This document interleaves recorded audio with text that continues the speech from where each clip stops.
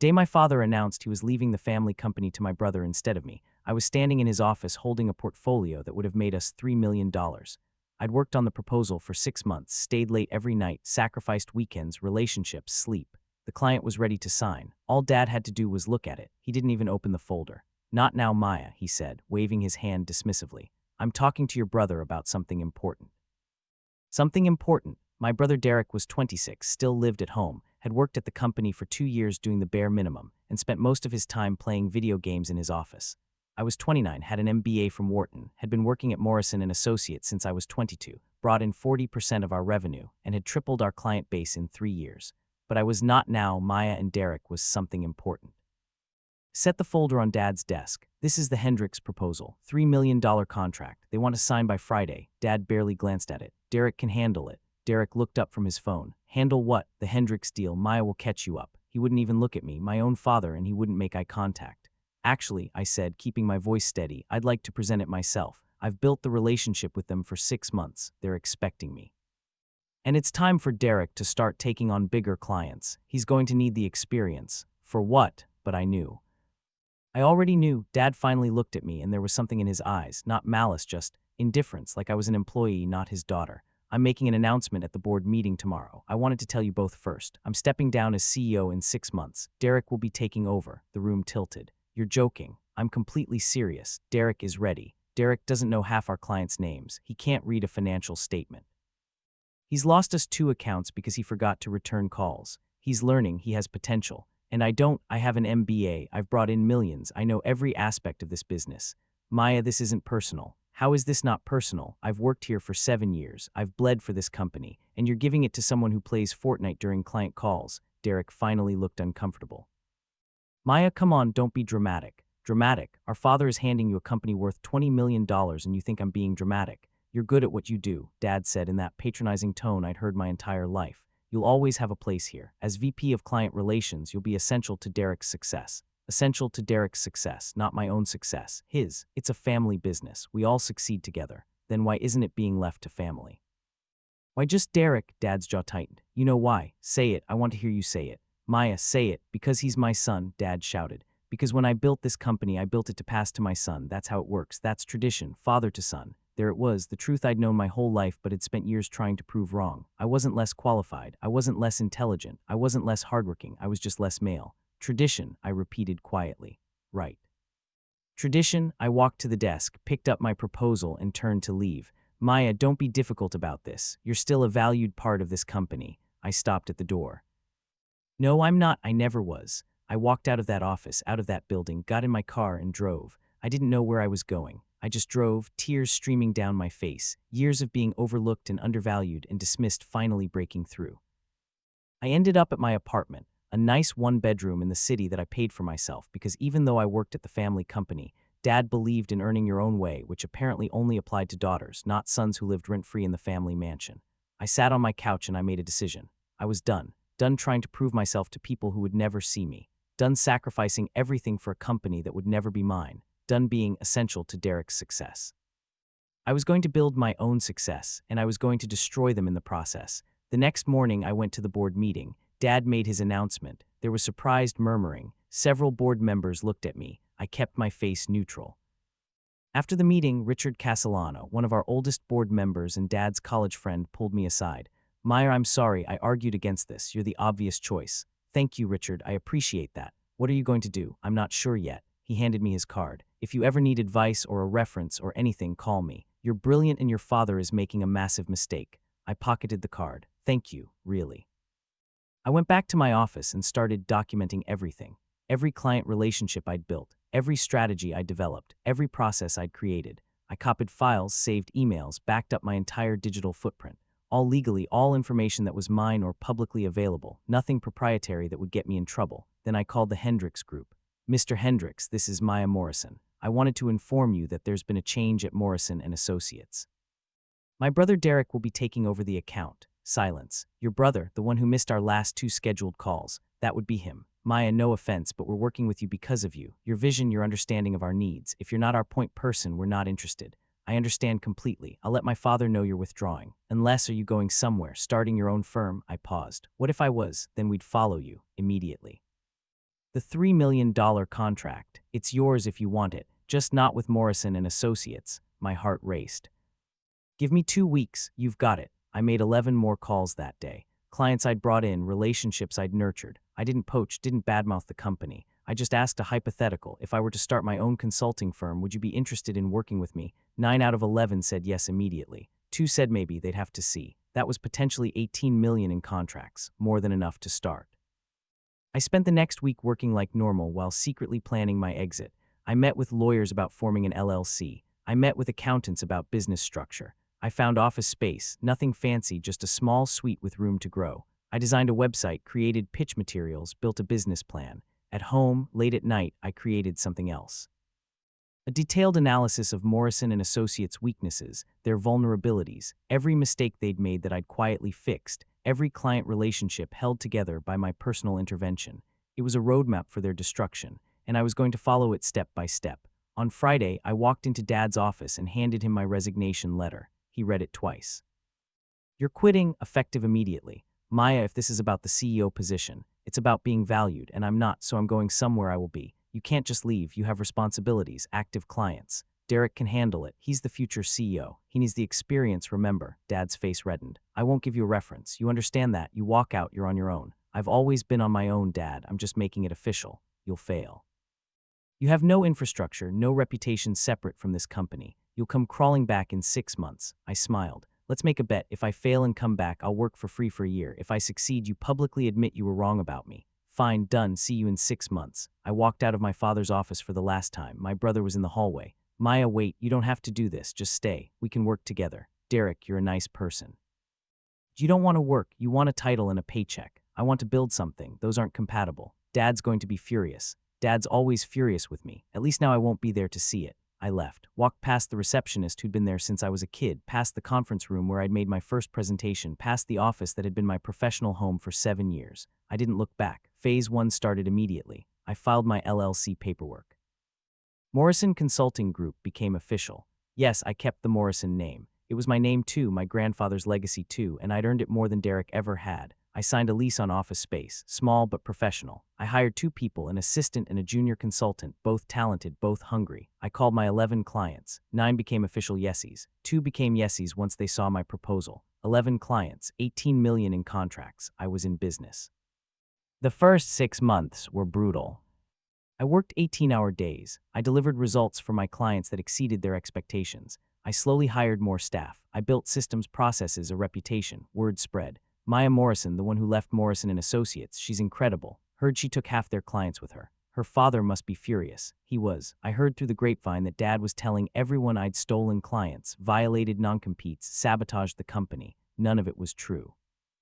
I'd left clean, taken only what was legally and ethically mine, but truth didn't matter to him. Only ego. Morrison and Associates started struggling. Without me fixing Derek's mistakes, clients noticed. 3 left in the first 2 months, 5 more in the next 3. Derek was drowning. Dad had to come out of his planned retirement to stop the bleeding. It wasn't enough. Meanwhile, I grew. By the end of year 1, I had 23 clients and 35 million in contracts. I hired 15 employees. I moved to a bigger office. I made the 30 under 30 list in our industry magazine. The article mentioned that I'd left my family's company to start my own. It quoted me, "Sometimes you have to leave behind people who can't see your worth to find people who can." Dad called me after that article. First time we'd spoken in a year. "You're making this personal, Maya." That quote was designed to embarrass me. Everything has always been personal, Dad. You just didn't notice because I was the one being hurt. I gave you a job, paid you well, treated you fairly. You gave Derek a legacy. There's a difference. He's my son, and I'm your daughter, but apparently that's worth less. Someday you'll understand when you have children of your own. If I have a daughter, I'll teach her she's worth just as much as any son. You taught me I wasn't. That's the difference between us. I hung up. He didn't call back. Year 2, I landed a Fortune 500 company as a client. Their CEO was a woman who'd built her own company from nothing. She understood. "I like your story," she told me over lunch. "Leaving to build your own thing, that takes guts." It was necessary. The best things usually are, "I'm giving you a $20 million contract. Don't make me regret it." I won't. I didn't. That contract led to 3 more Fortune 500 clients. By the end of year 2, I was at 70 million in annual contracts. I had 40 employees. I moved into a beautiful office building, the kind I'd always dreamed of. Floor-to-ceiling windows, modern design, a conference room that looked like something from a magazine.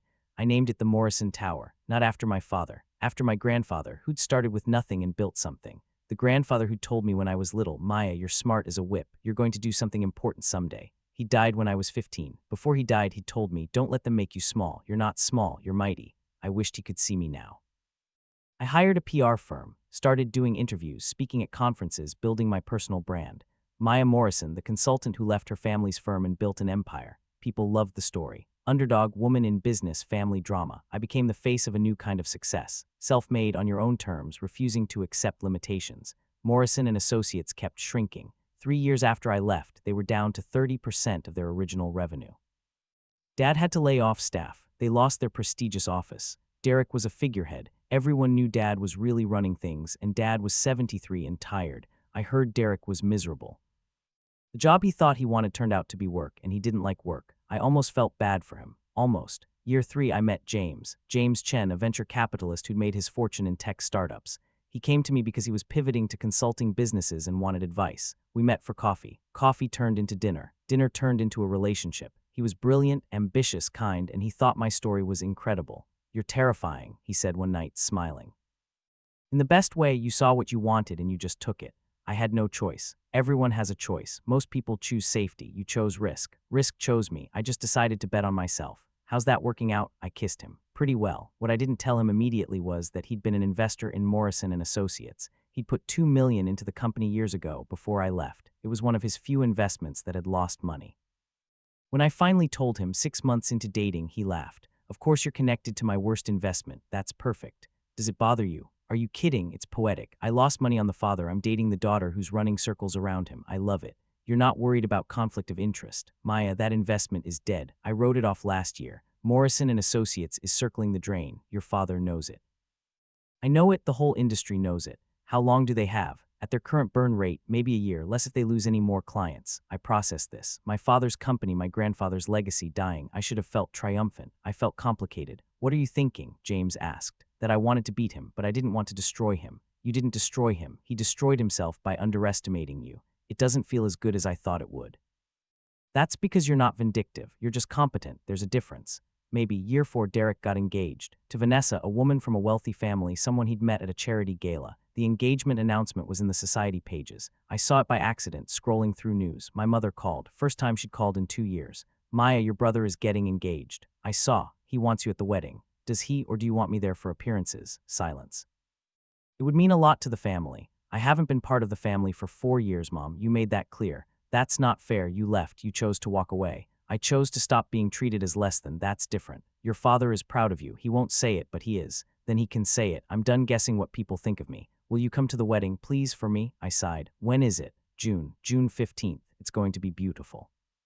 200 guests, garden ceremony, reception at the club. Of course, the club, where Dad was a member, where he golfed with clients, where I'd never been invited because it's more of a father-son thing. I'll think about it. Please, Maya, he's your brother. He's the person who got everything I worked for handed to him, but fine, I'll think about it.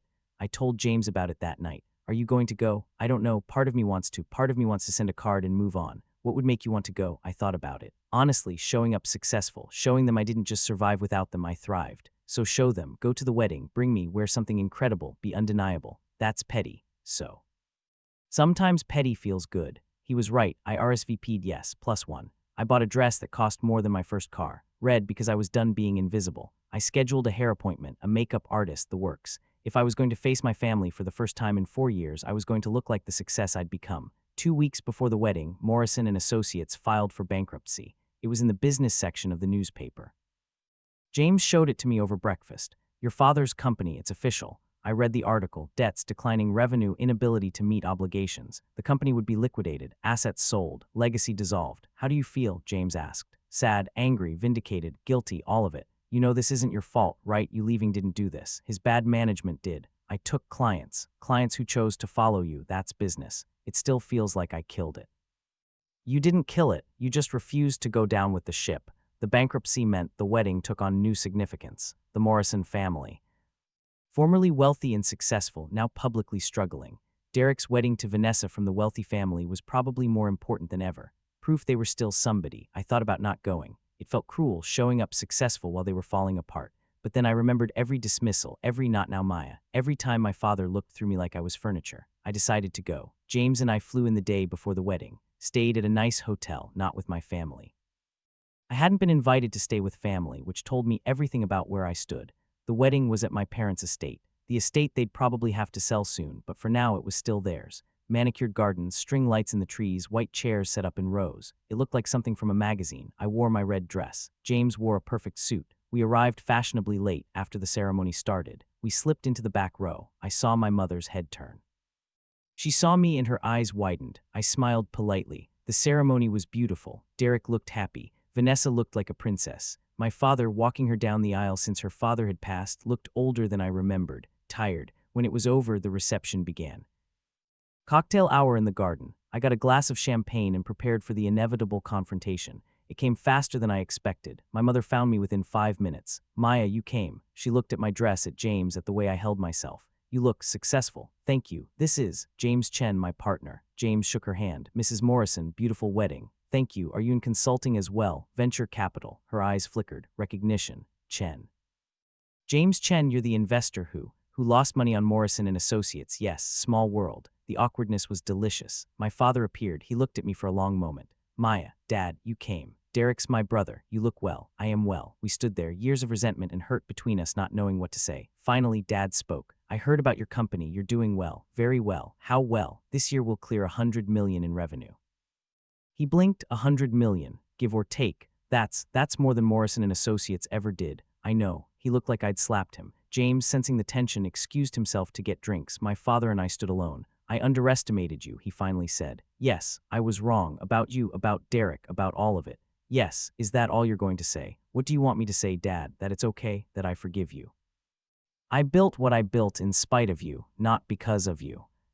You told me I'd fail. You told me I'd come crawling back. I didn't, I won't, and now you're bankrupt and I'm worth $50 million personally. What do you want from me? Nothing. I want nothing. I just wanted to say I was sorry. It was the first time he'd ever said that to me, about anything. Okay, that's it, okay. What else is there? Sorry doesn't give me back 7 years of working for someone who didn't value me. Sorry doesn't undo telling me I'd fail.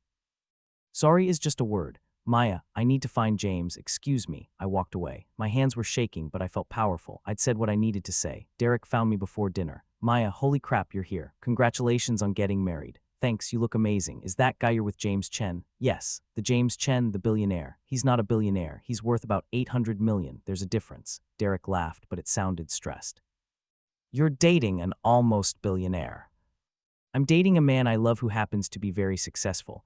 Dad said your company is huge now. It's doing well. I heard you made the Forbes list. I had Forbes' most successful self-made women, number 47. Yes, that's incredible, Maya. Really, I'm happy for you. Are you? He looked uncomfortable. Honestly, I'm jealous. You got out. You built something that's yours. I'm stuck running a bankrupt company I never wanted, married to a woman whose family is probably reconsidering this whole thing now that we're broke.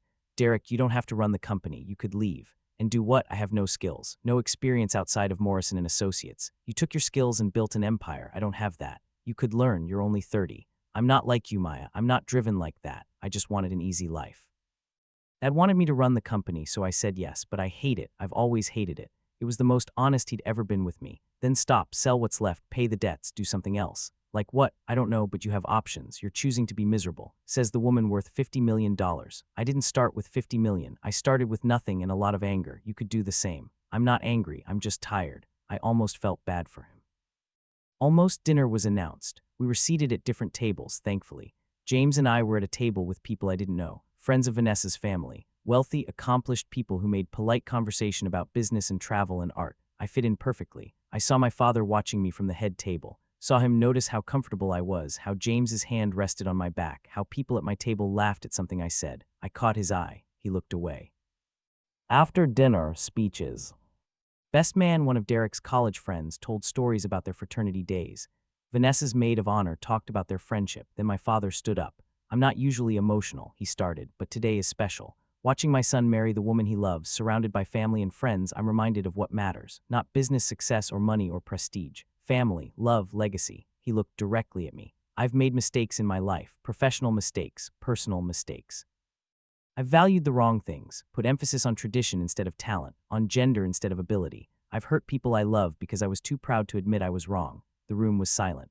My daughter Maya is here today. Some of you know we've been estranged for 4 years. That's my fault. I told her she wasn't capable of running our family company. I told her she'd fail if she left. I was catastrophically wrong. She's built one of the most successful consulting firms in the country. She's worth more than I ever was. She's accomplished more in 4 years than I did in 40. I felt tears threatening. Maya, I'm sorry. Publicly, formally, from the bottom of my heart. I'm sorry I didn't see you. I'm sorry I didn't value you. I'm sorry I gave your brother something he didn't earn while you earned everything yourself. You were right. I was wrong. And I hope someday you can forgive me. He raised his glass to Derek and Vanessa, and to Maya, who taught her old father that success isn't about gender or tradition. It's about talent, drive, and refusing to accept other people's limitations. Everyone drank. I was crying. James handed me a napkin. After the toast, people came up to me, relatives I hadn't seen in years. Maya, your father's speech, that was incredible. We had no idea you'd done so well. You should tell us about your company. I was polite, professional, brief. I didn't want their validation now. I'd needed it 4 years ago, but it still felt good, petty but good. My father approached after most people had drifted away. Maya, can we talk privately? I looked at James. He nodded. I'll be at the bar. Dad and I walked to the edge of the garden away from the party. Thank you, I said, for what you said. I meant every word. I've been thinking about it for years, how badly I failed you. The company going bankrupt, it gave me perspective. None of it mattered. The business, the legacy, the tradition. It was all ego, and I sacrificed my relationship with my daughter for ego. Yes, you did. Is there any chance we can rebuild? I'm not asking you to forget, just to consider that people can change. I looked at this man who'd shaped my entire life, usually by making me feel small, and I made a decision. I'll consider it, but it's going to take time, years probably, and you have to actually change. Not just say you'll change, actually do it. Start by supporting Derek in what he actually wants instead of what you want for him. Stop trying to control everyone. Go to therapy. Figure out why you value sons over daughters. Do the actual work. I will, I promise. We'll see. We stood in silence for a moment. Your company, he said. Morrison Consulting Group. You kept the name. It's my name too, Grandpa's name. I earned it. You did more than I ever did. Dad, what are you going to do after the bankruptcy? I don't know. Retire, I suppose. I'm 73, too old to start over. You're not too old, you're just tired. Maybe. I'm not going to offer you a job, I said. I know I wouldn't expect you to. But if you want advice, if you want to consult on something, if you genuinely want to help without trying to control things, I'd consider it. He looked surprised. Really, really, but as an equal, not as my father telling me what to do, as a colleague asking for work. I'd like that. Thank you. James appeared. Sorry to interrupt, they're about to cut the cake. We walked back to the party. My father went one way, I went another. How did it go? James asked. Better than I expected. He apologized. Really apologized. I told him we could maybe rebuild. How do you feel? Lighter. Like I was carrying something heavy and I finally put it down. Good, that's good. We watched Derek and Vanessa cut the cake, feed each other bites, kiss for the camera. Young and in love and probably going to struggle financially for a while, but together. After cake, dancing. James pulled me onto the floor. I have something to tell you, he said as we swayed to some romantic song. What? I bought something. What did you buy? The assets of Morrison & Associates, in the bankruptcy auction, all of it. I stopped dancing. You what? I bought it. The client list, the intellectual property, the Morrison & Associates name, all of it. Why? Because I'm going to give it to you, as a wedding present. We're not engaged. He pulled a box from his pocket, went down on one knee right there on the dance floor. The music stopped. Everyone turned to look. Maya Morrison, will you marry me? I stared at him. At the ring, at my family watching, at my father's shocked face. You're proposing at my brother's wedding. I'm proposing at the moment when your entire family can see that you won, that you didn't just survive without them, you conquered. And now you're marrying someone who loves you and believes in you and bought you a company as a present. So yes, I'm proposing at your brother's wedding. Is that okay? I laughed, started crying. Yes, it's okay, and yes, I'll marry you. He slipped the ring on my finger. The crowd applauded. I saw my mother crying. My father looked stunned. Derek was laughing, shaking his head. Vanessa looked slightly annoyed that her wedding had been upstaged, but she was clapping too. James kissed me. I love you. I love you too, but we're going to talk about you buying Morrison & Associates without telling me. We can merge it with your company, keep the legacy alive, but this time you're in charge. That's incredibly manipulative and sweet, and I can't believe you did that. I'm a venture capitalist. Manipulation is my love language.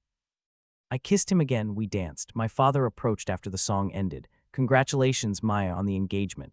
Thank you. James told me he bought Morrison & Associates. He did. I don't know what to say. Say you're happy that the Morrison name will continue, under better management. He smiled, sadly but genuinely. I'm happy, really, truly happy. You're going to do incredible things with it. I already have, I know. Derek came over. Congratulations, sis. You literally just upstaged my entire wedding. I'm sorry, James didn't tell me he was going to. I'm kidding, it's perfect. This whole thing is perfect. You left with nothing, built an empire, came back engaged to a billionaire who bought Dad's company for you. It's like a movie. He's not a billionaire, I said automatically. Close enough, I'm happy for you, Maya, really. Thank you, and I'm sorry for everything. For taking the CEO job, for not standing up for you, for being a spoiled brat who didn't appreciate what he had. You were young, so were you, but you still did the right thing. We hugged, actually hugged for the first time in years. The rest of the wedding was a blur. Dancing, champagne, congratulations from relatives who suddenly wanted to reconnect, questions about my company and my engagement and my plans. James stayed by my side, charming and supportive, his hand on my back. We left around midnight, back to our hotel where we collapsed on the bed, exhausted. That was the most dramatic wedding I've ever been to, James said, and we caused half the drama. We caused all the drama, and it was perfect. You're insane, you know that. You said yes, so what does that make you? Equally insane and very, very happy. We fell asleep tangled together, my ring catching the light from the window. The next morning we flew home, back to our life, our city, our reality. But everything felt different, lighter. I'd faced my family, heard my father apologize, reconciled with my brother, and gotten engaged. Well, in one night, the following week, I met with my team to discuss the Morrison & Associates acquisition. We're merging them with us, I announced. We're keeping the Morrison name, but everything will be under Morrison Consulting Group. We'll absorb their remaining contracts, honor their commitments, and rebuild the legacy the right way. What about the old staff? My COO asked. The ones who were laid off in the bankruptcy. Reach out, see who wants to come back. We'll interview them, hire the good ones. Give them a second chance. That's generous, considering they worked for your father's company. They worked for my grandfather's legacy. They deserve a chance to be part of its resurrection. We spent the next 3 months integrating the two companies. It was complicated, messy, and exhausting, but by the end, we'd created something incredible. Morrison Consulting Group, a company with 150 employees, $200 million in annual revenue, and a reputation as one of the best firms in the industry. I was CEO, my name, my vision, my company, but carrying my grandfather's legacy. The merger made news. Business journals covered it. Maya Morrison resurrects family company after father's bankruptcy. The articles told the story. Underestimated daughter leaves, builds empire, returns to save the family name. It was good press, great for business. My father called after the merger announcement. Maya, I saw the news. You're bringing back Morrison & Associates. In a way, it's part of Morrison Consulting Group now. Different structure, same legacy. Your grandfather would be so proud. I hope so. I know so. He always said you were special. I should have listened. Yes, you should have, but you can listen now. I'd like that. I'd like to be part of your life again if you'll let me. I'll let you, slowly, on my terms. That's fair. We started having lunch once a month, stilted at first, then more natural. He told me about his life, his regrets, his therapy. He'd actually started going. I told him about the business, my plans, my engagement timeline. We were rebuilding. Not the relationship we'd had, but a new one. Better, maybe, or at least more honest. Derek left the consulting world entirely, used what money he had left to invest in a food truck business. He loved it. Turned out he was good at hospitality, at making people happy with food. He and Vanessa were struggling financially but happy. They came to dinner at our place once a month. We talked, laughed, became actual siblings instead of competitors. My mother and I talked more. She apologized too for not standing up for me, for enabling my father. I thought I was keeping the peace, she said, but I was just allowing injustice. You can't change the past, Mom, but you can do better now. She volunteered at a women's business organization, mentored young women starting companies. I couldn't help my own daughter, she told me, but maybe I can help someone else's. It was her way of making amends. I accepted it. James and I got married a year later. Small ceremony, just close friends and family. My father walked me down the aisle. Derek was a groomsman. My mother cried happy tears. It was perfect, simple and honest and full of love. We honeymooned in Japan, 2 weeks of not thinking about business or family or anything but each other. When we came back, I was pregnant, unplanned but welcome. We were thrilled. 8 months later, I gave birth to a daughter. We named her Dorothy after my grandmother, who I'd never met but who my grandfather had loved fiercely. Strong women raise strong women, Grandpa used to say. I was going to prove him right. I took 3 months maternity leave. My team ran the company flawlessly. When I came back, I implemented flexible work policies, parental leave support for working mothers. We're going to be the company that proves you can build a successful business and support families, I told my leadership team. No one should have to choose between career and children. We did it, became known as one of the best places to work, attracted incredible talent, grew to 300 employees and $400 million in revenue. I made the Forbes list again, this time number 12. The article's headline, How Maya Morrison Built a Consulting Empire While Rebuilding Her Family. They interviewed me about everything. The falling out with my father, starting my own company, the reconciliation, the merger, balancing motherhood and CEO responsibilities. What would you tell young women who feel overlooked in their families or careers? The interviewer asked. I thought about 19-year-old me, sitting in my father's office, being told I wasn't good enough. I'd tell them their worth isn't determined by other people's ability to see it. If the people around you can't recognize your value, don't waste time trying to convince them. Go find people who will see you, or build something so undeniable they can't look away. And when you succeed, because you will succeed, be gracious in victory, not for them, for you, because holding on to anger is like drinking poison and expecting the other person to die. Let it go, build something beautiful, and prove that the best revenge is a life well lived. The article went viral. I got thousands of messages from women sharing their own stories of being overlooked, underestimated, dismissed. I responded to as many as I could, started a mentorship program at my company, pairing successful women with young women starting their careers, created a scholarship for women in business school, used my platform to lift up others, because that's what success is really about, not the money or the recognition or the satisfaction of proving people wrong. It's about using what you've built to make things better for the people coming after you. My daughter is 3 now. She's fierce and smart and curious. She asks a million questions. She builds elaborate structures with blocks and gets frustrated when they fall but immediately starts rebuilding. She reminds me of myself. Last week, my father came to visit. He got down on the floor with Dorothy, helped her build a block tower. You're so smart, Dorothy, he told her. You can do anything you want when you grow up.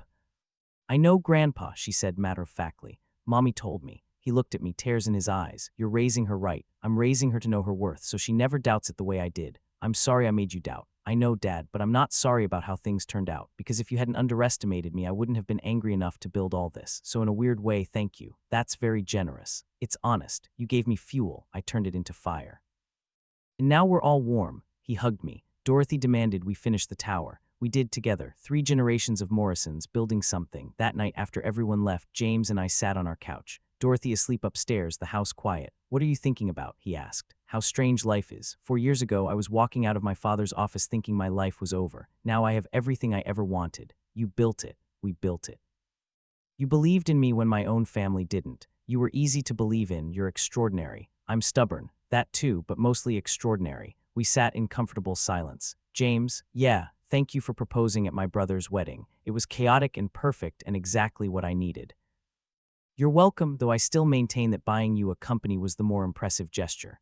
It was, but the proposal was more romantic. I'll accept that. I kissed him. Thought about young Maya, so desperate to be seen, to be valued, to matter. She'd be proud of older Maya, I think. Proud of what I'd built, who I'd become, the family I'd chosen and the family I'd rebuilt. I'd started with nothing but anger and ambition. I'd turned it into a company, a legacy, a life. And the best part, I was just getting started, because that's the thing about being underestimated. When you prove them wrong, when you build something undeniable, when you turn your pain into power, you don't just succeed. You transform, you become unstoppable, and nothing, absolutely nothing, feels better than that.